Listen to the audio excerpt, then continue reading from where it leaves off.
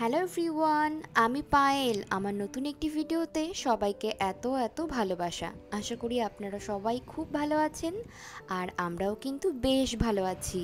আজকে মাসের দ্বিতীয় দিন, সোমবার। সকাল এখন 8:30 মতো বাজে। সকালবেলায় আজকে দেখলাম অনেক দিন পরে এই ময়লার গাড়িটা, কারণ এমন দিনে তো আমার খুব একটা ছুটি থাকে না। বেশ কিছুদিন আমার ছুটি রয়েছে, তাই বেলা করেই ঘুম থেকে উঠছি।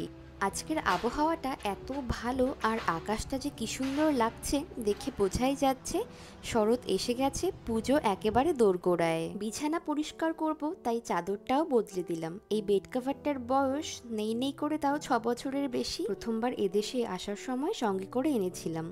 এখানকার জল ভালো বলে এখনো টিকে আছে। আমি হলাম একজন একেবারে ডাহা প্রকৃতিপ্রেমী মানুষ।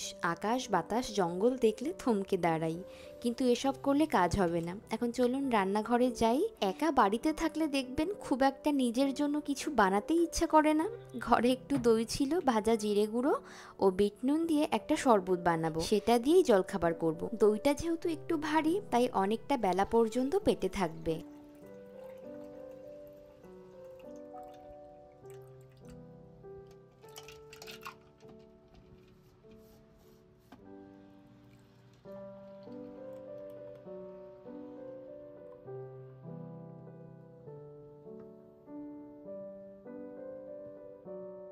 ব্যাস, এই হয়ে গেল। এবার চলুন এটাকে ঢকঢক করে খেয়ে নিয়ে রান্নার কাজে লেগে পড়ি। প্রত্যেক দিন যে ছোট্ট ছোট্ট রিলস ভিডিওগুলো পোস্ট করি, এদেশের রাস্তাঘাট বাজারঘাট সব দেখে অনেকের প্রশ্ন, কিভাবে এই দেশ এত পরিষ্কার থাকে। কোনো কিছুর পরিচ্ছন্নতা বর্ণনা করার সময় আমরা খুবই চলতি ভাষায় একটা কথা বলি না, ওই যে এত পরিষ্কার যে জিভ দিয়ে চেটে খাওয়া যায়। আমি যখন প্রথম এদেশে এসেছিলাম, আমার মাথার মধ্যেও এত পরিষ্কার রাস্তাঘাট দেখে তাই মনে হতো। তখন এত পরিষ্কার সাজানো গোছানো রাস্তাঘাটের পিছনের কারণ না বুঝলেও এই কবছর বসবাস করার ফলে কিছুটা হলেও বুঝতে পেরেছি।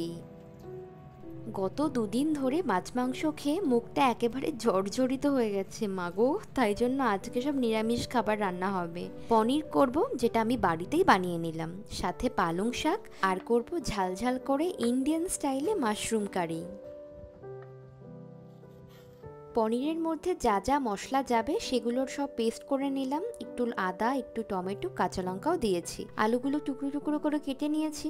এখন এই পনিরগুলোকে বেশ একটু বড় বড় সাইজ করে কেটে নিচ্ছি, কারণ বাড়ির তো, দোকান থেকে তোর কেনা না, তাই জন্য নিজে ইচ্ছা মতো বড় বড় পিস করছি। এখন চলুন রান্না বান্না করতে করতে এখানকার পরিচ্ছন্নতার কারণগুলি যা বুঝলাম তা আপনাদের সাথে শেয়ার করি। দেখুন, আমার মনে হয় যে কোনো সমস্যার সমাধানের আগে সমস্যাটা ঠিক আসলে কি এবং কোথায় সেটা জানা সব থেকে বেশি জরুরি। এদিকে নুন হলুদ মাখিয়ে পনিরগুলোকে সুন্দর মতো ভেজে নেব।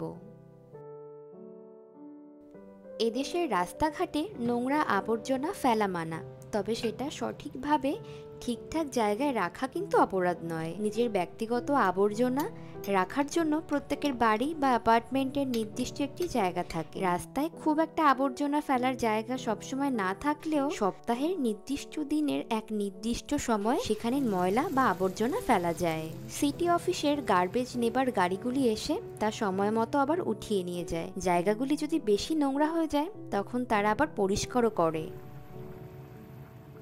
আজকে পনিরটা খুবই ঘরোয়াভাবে রান্না করেছি। ওই মিশ্রণের সাথে প্রত্যেক দিনের কিছু মশলা অ্যাড করেছি। ভালো করে কষিয়ে আলুগুলোর সঙ্গে এই পনিরটাকে মিশিয়ে দিলাম। ঝোলটার ঘনত্ব একটু বেড়ে গেলে তারপর গরম মশলা দিয়ে নামিয়ে নেব। আলু, বেগুন, ফুলকপি আর বিউলির ডালের বড়ি দিয়ে পালং শাকের তরকারিটা যে কি পছন্দ করি আমি আর কাঞ্চন, তা কি করে বোঝাই। আজকে সেটাই বানাবো, তার জন্য পালং শাকগুলোকে কেটে নিয়েছি। এখন সব সবজিগুলো ডুমো ডুমো করে কেটে নিচ্ছি।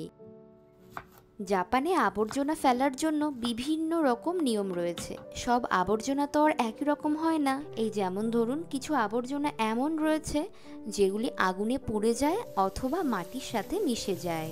যেমন ধরুন তরকারির খোসা, ডিমের খোলস অথবা খাবারের টুকরো, এই জাতীয় সবকিছু। আবার কিছু আবর্জনা এমন যা সরাসরি জৈবিক নয়, যাকে রিসাইকেল করতে হয়। সেগুলির মধ্যে পড়ে প্লাস্টিক জাতীয় আবর্জনা, টিনের ক্যান অথবা কাচের বোতল।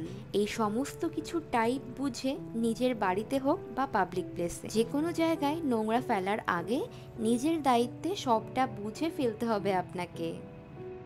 ওইদিকে আমার পনিরের ঝোলটা রান্না করা হয়ে গেছে, পালং শাকের জন্য এখন বন্দোবস্ত শুরু করে দিলাম। এই ডালের বড়িগুলো কিন্তু 2 বছর পুরনো, মা দিয়েছিল ভারী যত্ন করে গুছিয়ে, এখনো দিব্যি চলে যাচ্ছে, বছর এক এখনো চলবে, যা আমার কাছে মজুত আছে। আমার এখনো খুব ভালো করে মনে আছে যখন আমরা এই বাড়িতে প্রথম এসেছিলাম, যেদিন প্রথম দিন ছিল আমাদের, সেদিন আমাদের এই বিল্ডিংয়ের যারা দেখাশোনা করেন তারা এসে আবর্জনা ফেলার কি কি নিয়ম রয়েছে, কোন দিনে ফেলা যায়, কি করা যাবে না, কোথায় রাখা যাবে না, মানে যাবতীয় সব কিছু খুব সুন্দরভাবে বুঝিয়ে দিয়ে গিয়েছিলেন। বেসিক নিয়মগুলো জানলেও প্রত্যেকটি বিল্ডিংয়ের যেহেতু কিছু নিজস্ব নিয়ম থাকে, সেগুলো তো আর জানতাম না। অনেক দিন হয়ে গিয়েছে আমি রান্নায় এখন আর খুব একটা চিনির ব্যবহার করি না, তবে আজকে মনে হলো এই শাকটার মধ্যে একটু চিনি দিলে বোধহয় ভালো হতো।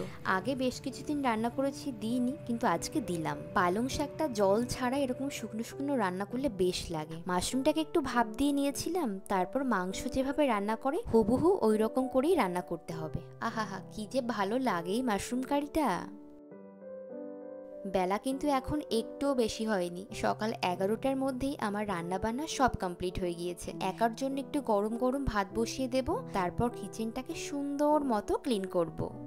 এখানে থাকে এমন এক বন্ধুর কাছে শুনেছিলাম ওদের বিল্ডিংয়ে নাকি বেশ কড়াকড়ি এই আবর্জনা ফেলার নিয়ম কানুনগুলো। ভুল দিনে নোংরা ফেললে নাকি তারা সবার আগে চেক করে ক্যামেরাতে যে এই নোংরাটি কে ফেলেছে, তারপর নাকি ওই ব্যাগটা সমেত দরজার সামনে গিয়ে রেখে আসে। তবে আমাদের বিল্ডিংয়ে এমন কোনো কড়াকড়ি নিয়ম নেই, যদি কেউ ভুল করে তার জন্য ব্যবস্থা হবে তাকে নোটিশ ধরানো।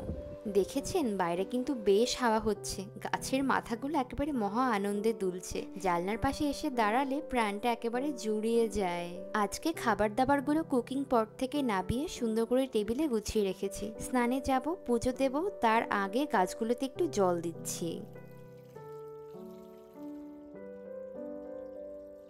স্নান করে এখন ঠাকুরকে একটু জল প্রসাদ দিচ্ছি, বেশ ভালোই লাগে স্নান করে পুজো দিয়ে তারপর নিজের সব কাজ করতে, মনটাই ভালো হয়ে যায়। এখন চলুন পুজো দিয়ে এক ঘর ভর্তি রোদের মধ্যে দুপুরের মধ্যাহ্ন ভোজনটা সেরে নিয়ে আজকের ভিডিওটা আমি এখানেই শেষ করছি। ভালো লাগলে লাইক, কমেন্ট, শেয়ার আর সাবস্ক্রাইব করতে কিন্তু ভুলবেন না, আর প্লিজ আমার ফেসবুক পেজটাও ফলো করে দেবেন। আবার দেখা হচ্ছে পরবর্তী ভ্লগে। সবাই ভালো থাকবেন, সুস্থ থাকবেন, টাটা, বাই বাই।